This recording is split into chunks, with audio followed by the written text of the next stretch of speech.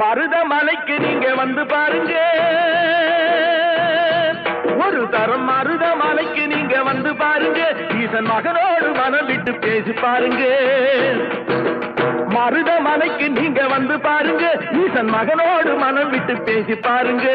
தீராத வினைகள் எல்லாம் தீர்ந்து போகுங்க, சத்தியமா சொல்லுறேன், தீராத வினைகள் எல்லாம் தீர்ந்து போகுங்க. அது தீராவிட்டால் வந்து என்னை கேளுங்க, அது தீராவிட்டால் வந்து என்னை கேளுங்க. மருதமலைக்கு நீங்க வந்து பாருங்க.